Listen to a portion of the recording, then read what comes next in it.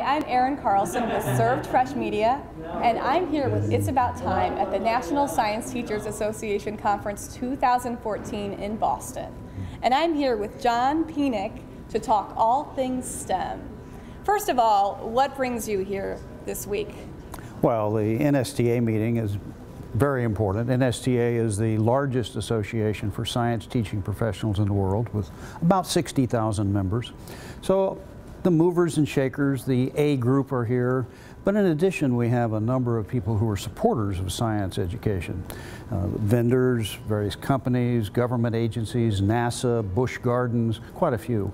So at any rate, this is an opportunity to interact with the high-end teachers, the decision makers, administrators, vendors, suppliers, manufacturers, and people like yourself who are putting the word out about the necessity of STEM education in the current economic mode. And why is STEM?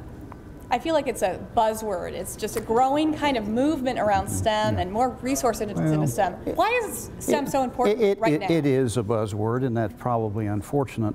It's no more important now than it's ever been. In fact, science and math education were important enough that during the Vietnam War, for instance, math and science teachers were exempt from the draft. Most countries today recognize that science, mathematics, engineering, technology are the drivers of the economic engine.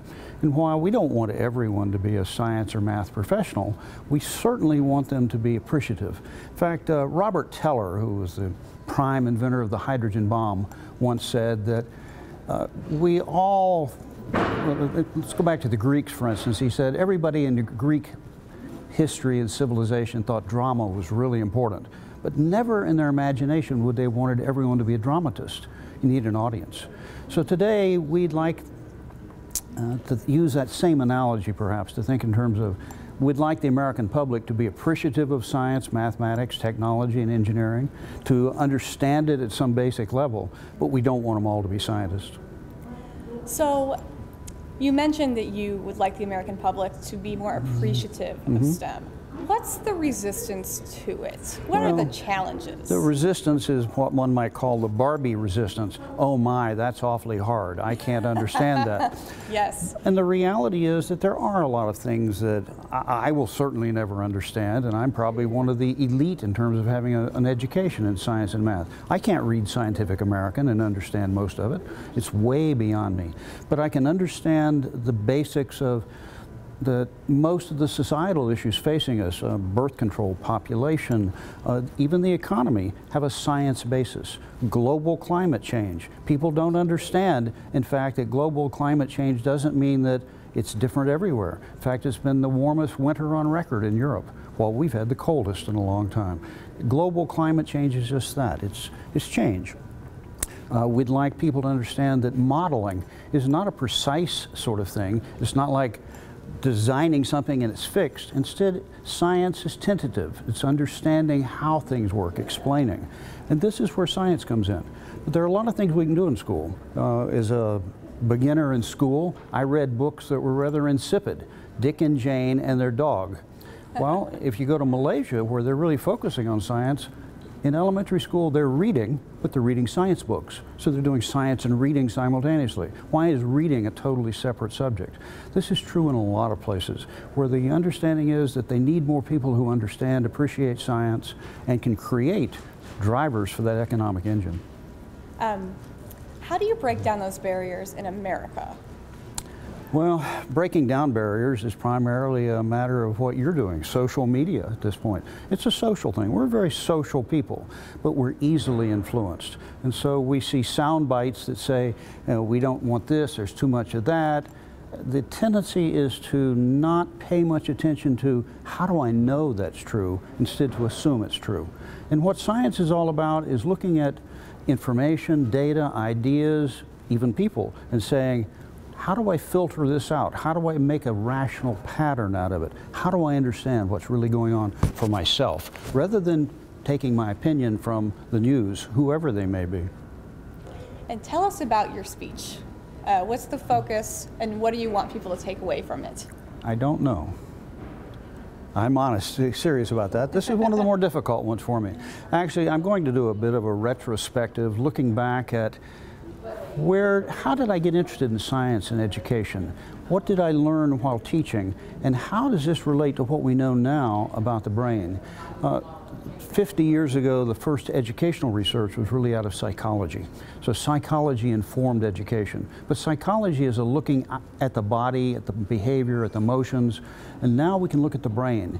And so what I'd like to do is look at what might be considered some of the venerables of our learning, about how people learn, what people learn. For instance, a statement that impacted me greatly, even as a child, was an idea that the human being is characterized by a tendency toward learning. And this is in contrast to many teachers say, oh, those students just don't want to learn. And what they really mean is, they don't want to learn what I want to teach them right now at this moment. So the question becomes, how do we explain some of these with current neuroscience, cognitive neuroscience? What's going on in the brain? We used to think of the brain as a computer. Now we know that's not a very good analogy at all. The brain is a decision-making tool. It has huge quantities of information, more than 1 trillion connections at the time you were born. You had 1 trillion connections. You had more neurons in your brain when you were born than you do now. But what's happened is they've been pruned and shaped and grown. We know how to make neurons grow. So for instance, another thing that's very important in what we know now, when I was, well, even as an undergraduate in science, it was a known fact that the brain loses neurons every single day from the time you're about 16. Now we know it's producing neurons. You can still learn at age 92. But there are things you have to do to make those neurons grow. So we know how to feed neurons, we know how to process them, we know how to do things that are very different than what we used to know. Wow, there's a lot of deep stuff wrapped into that. It's very deep. That just... And you don't have to be a neuroscientist, though, to apply it. Most of what good teaching has been about for the last 100 years still is validated today by brain research, but now we can explain it. And we can also perhaps eliminate some things. For instance, we know that when you're learning information, you learn in chunks. And your age relates to the chunks. So like for instance, at age 5, you can remember about 3 things at a time. At age 15, you can remember 5 to 7 things at a time. Well, if you have more than 5 to 7 things that are on the table, you're going to throw some out. You ignore them. You can't handle a chunk that big. So we learn in chunks. We know that when you learn, a certain amount of repetition does things. It actually does build neurons. You think about exercise for the brain. The more you do something, the more the neurons grow around that idea. And the more connections it makes to other things makes it stronger as well. It's like practice, right? Well, not just practice. Practice doesn't make perfect. Practice makes the same. So you do it over and over again wrong, you build the neurons, but they're all wrong. And so what we need is practice that allows thinking to come in, but also to bring in other connections. So for instance, even bilingual people, for instance, have a greater capacity at creativity, and the thinking is that they have access to the same ideas but in multiple languages. So those ideas are stored in more places, there are more connections. The more you know, the more you can learn. It's like the rich get richer, the smarter get smarter. That's fascinating. And it's quite true. The more you know about something, the more new stuff you're going to add, and the more you use it, the more you connect it, the more interconnections you have in your brain, the more likely you are to be able to access it. This is probably why people like nuns don't tend to get Alzheimer's as quickly as other people. They spend their life meditating, thinking, in a very social environment, which is another interesting thing. There's a lot of study now about oxytocin, which is developed. We've always known oxytocin in 2 big instances. One was breastfeeding, and the other was orgasm. Well, it turns out oxytocin also takes place in almost any social environment that's pleasant, but at a low level. Oxytocin not only causes bonding between people, but it causes a pleasurable experience, and it causes learning to take place. So rats, for instance, who are kept isolated, run on a treadmill, exercise improves learning, by the way, they don't learn much. But rats who are kept in a social environment and then run on a treadmill, they learn better. So there's a reason to have socialization in school, and yet much of schooling for the last 100 years has been, you have 30 kids in a room, but you keep them isolated. They don't talk to each other, they only talk to the teacher. And now we're knowing that there's a valid reason for working in groups and doing socialization as well as learning, because the 2 go hand in hand. Social, emotional learning? Right. And that kind of... That's right. Oh, interesting. So how can, this is so fascinating. So how can our viewers get more information on on your speech, on the subject of your speech, if they're not here? Well, it depends on what they do. But certainly I would encourage you to support your local science teacher. And there are a lot of ways you can do that. Buy them a membership in the National Science Teachers Association, or do like Dow Chemical and Amgen and a number of other companies do. They support teachers to come to these conferences with the idea that they'll go back to their home community innovated and innovated and having new ideas and having met new people and having new connections. Because the connections in our brain are analogous to the connections with other people. We learn from other people. We can learn alone, but learning together, much more powerful. More creative collaboration and sparking off of each other and ideas. Well, and keeping people exciting. Teaching is hard work.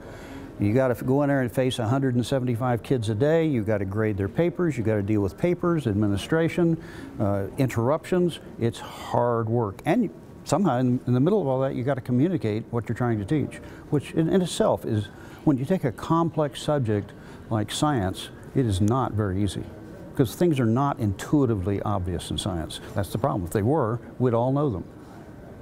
And you mentioned the importance of social media. Are you on Twitter? I do have an account, but I don't tweet. But I know some twerps. You know some twerps? What's your Twitter handle? I couldn't even tell you. Sorry about that. Oh, John, thank you so much. All right, Erin. Pleasure speaking with you. Well, have fun and do something good. I will. All right. It's about time. It's about time. And on that note, I'm Erin Carlson with Served Fresh Media at the National Science Teachers Association Conference in Boston, signing off.